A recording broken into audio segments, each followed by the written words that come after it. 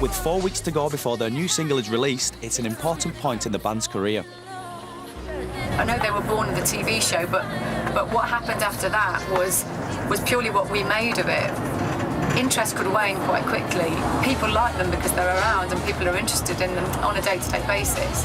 For the single to make the top 10, publicity is vital and they have to get as much attention as possible.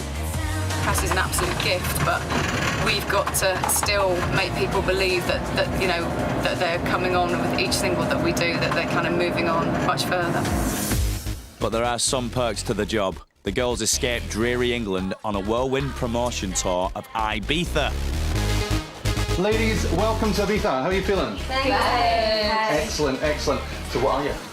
Popping its best. And it's a chance to top up their tans. With the promotion work done, the girls can spend the evening letting their hair down properly for the first time in 2 months. I'm going to be fucked if I have this, so what? I'm just not going to bed tonight. Ready? Ready. Tess! Hold on. No, I keep doing it. Thank you very much. Bye, thank you. Not a paparazzi in sight, and the girls are safe in the knowledge they've got the next morning to recover from the night before. Wait, look at me, I'm still rambling on in Spanish. Muy bueno. Or Italian Valley. No, that was Spanish. Muy bueno means very good. Muy bien. Adios! After a night on the tiles, the girls relax by the pool in their exclusive villa, well away from prying eyes. But it's not long before they're joined by a few familiar faces. Girls, run for cover. Paparazzi in the bushes. When Nicola said it, I thought, no, she's winding me up. She knows that I'll be devastated. And then I looked and I just seen him up there. Stood there brazen, wasn't he? Just staring, he wasn't even hiding very well. The next thing you know about it is when it's in the paper and you're looking at yourself and it's stalkerish. It's disgusting, you know, it's the homing on your private parts and stuff. It's just disgusting. If you're on a public beach, then there's nothing you can do about it, but this is a private villa and you still can't have any peace. Para mí, get me ahora. So, ¿qué tiene para mí ahora would mean, what do you have for me now? But the snooping snappers aren't going to stop these girls having fun. Bruised like a peach. You know I can't breathe. Girls Aloud manager Hilary Shaw understands the pressures of constantly being in the public eye. I think what happens is whenever there is a really successful artist, whether it be Girls Aloud or a solo artist or another group, it always invites some kind of trouble. And trouble could even mean just a paparazzi man up a tree, which was quite hysterical. But when it's on you, it's very much a violation of your privacy, you know, because there are times you just want to be who you are and not be a member of Girls Aloud. 3 days later, a much browner girl band fly back to the UK to be confronted by a cheeky headline. Don't show her that! Oh, God. You've seen that as well. At least there's no cellulite on it. Yeah, because I'm bent over. I think it's a compliment if your bum makes the front page. And have you actually read the story? Yes. It says about we all sleep together or something. True? No! Is it heck? They always make it sound more than what it is anyway, especially for a paper like that, because it's just pervy, isn't it? Yeah, when Girls Aloud sleep together. Sarah's bottom obviously is now going to be famous. Obviously, we could probably get a lot of endorsements, especially for thongs now. I'm not going to read it. It's a load of shit. The girls' marketing director is on the case immediately. The girls are never not in the papers, and there was once upon a time a day when you were really, really grateful of that, but now it's every single day. You know, they are photographed like in the evenings, like falling out of cabs or going off and doing their own thing. That's part of what they're about. Does it help sell records? It helps create an awareness. I suppose we are quite a tabloid kind of band, aren't we? Like, they put things in there I just wouldn't ever think would be interesting to anybody. Always amazes me. You know, like really not important things, like if something small happens at a gig, like somebody goes on stage, I don't know, and the mic breaks or something, that would be in the paper. It's like, I'm sure nobody's interested in that. But I don't know, because I can never see it from an outside perspective. There is one paparazzi man that just loves to follow me around where I live. So if I'm leaving, like, Pizza Express or, you know, wherever it is, he's just always there. It just makes me look like all I ever do is go and eat out. I must just check every restaurant to see which one I'm in. Getting out of a car is an art that you need to really master if you're going to be in a girl band. They should give you lessons. Because they just, like, you don't understand. The cameras be right down on the path where you know, if you're getting into a car. So it's impossible, like, unless you're like this. And then you just look silly. But you would rather be like that than see your knickers everywhere the next day. Remember the first knicker shot that I got, getting out of a car, somebody taking pictures of me knickers. I was like, and it shows you in the picture, I'm like, like, I can't believe someone's on the floor doing it. And then the next day, seeing your knickers in the paper, I was like, oh my God. Just totally heartbroken. I thought my world was shattered. And then when you have it like about 100 times, then you kind of learn to get over it. One thing that definitely helps record sales is the image of the band. It's the photo shoot for the next single cover, and huge amounts of time and effort is invested in their look.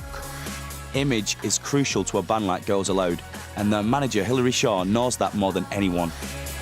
Image is equally as important as the music, and there's a lot of thought process that goes into it between the marketing department at the label, to TV, to stylists, to makeup, to hair. The whole thing has to come together. The music they're in, pop music, lends itself to styling, image, etc.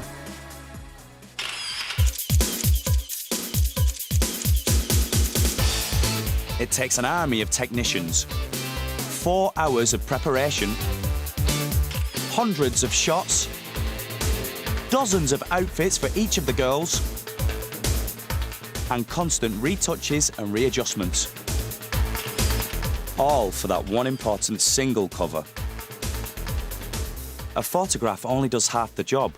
Getting the girls on TV is the deciding factor, and that's all down to Rachel Cook, TV promotions executive at the record label. Kimberly, darling, would you like to rise? Ready? What I do with the girls is that we know what single we're going to release, and it's my job to get them on TV. It's as simple as that, really. Girls Aloud need more than just for a song to be played on the radio. People buy into them, therefore they buy into the whole thing. It's the whole package. It's not just about what they're singing about. Every kid that loves Girls Aloud, every teenager that loves Girls Aloud, every gay man that loves Girls Aloud will always buy their albums. And there's a lot more what is now called pop music, which is James Blunt and Katie Melua and Jamie Cullum, and it's all great music, but at the same time, it's not pop as we know it. Girls Aloud promotional schedule is even more intense because there are worrying signs within the industry. Last year, the girls were nominated for Best Pop at the Brits, and we went along and we always kind of knew that McFly were going to get it, but it was just an absolute honour to be nominated, and everything about them in this last 6 months, I think, has been better. And I hadn't really heard whether or not we were going to be nominated for Best Pop. Presumed that we were, and then we found out that we weren't in the final category, and we were just in absolute disbelief. I mean, shocked disbelief. CD UK is a crucial TV show for Girls Aloud, and this is their first live performance of the new single. I don't know what to do, so tell me, baby. Brit nominee Keisha from the Sugar Babes pops in to see the girls to talk about the impending awards ceremony. We're not nominated for no Brits. Are you nominated? No. Are you nominated? Yeah, one. Yeah, with like Shane and like, what's it?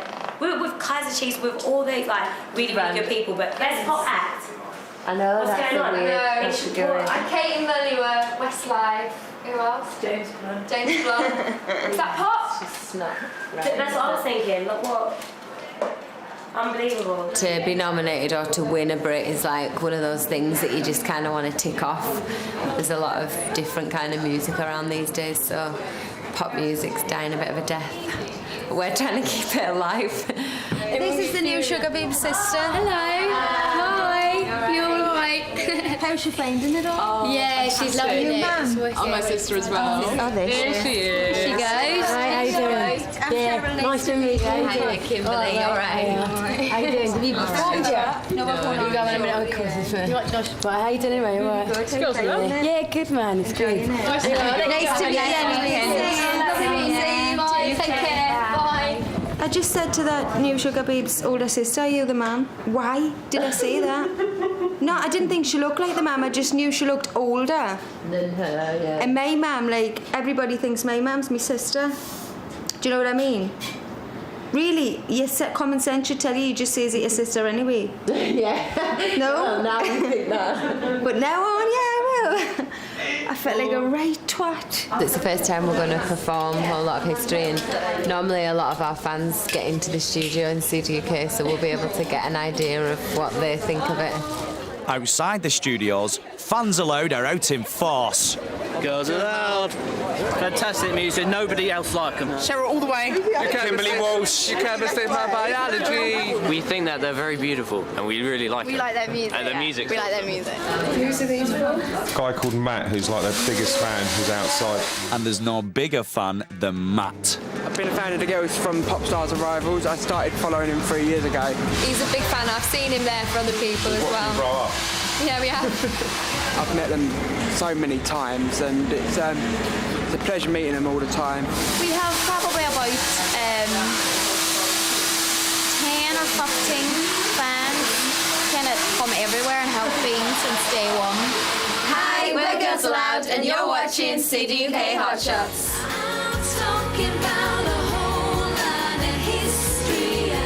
6 hours of preparation for a 3-minute performance, and the fans seem to like the new single.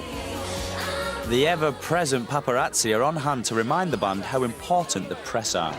They are talented, but they're also managed, and they need the whole kind of shebang that goes with it, the TV cameras. They have to be in the public eye. Without that, you know, the shelf life of a pop band can be quite short. It just takes one story, and I think that ties back to the paparazzi side. If we can pick up one of the girls in a compromising position, but that's what sells. You just need one small item like that and they'll be back to the front page. But with 1 week to go, have the girls done enough to ensure that they don't end up as a whole lot of history themselves? Next week, with everything riding on the new single release, nerves are getting to the girls. I'm really scared. I don't know why. Fry bigger fish than this. The single's reception is a bitter disappointment to one member. Take it too personally. When you think it's a good song, you think it should be maybe top 3 or something, but... And tensions are running high. Oh, don't you fucking stop. Honestly, look how much makeup I've got on. Hardly anything. You look gorgeous. Oh, you look gorgeous. No, it's not good. Nicola. The girls will be back loud as ever at 10:30 next Tuesday. And don't forget, Chantal Houghton's new series begins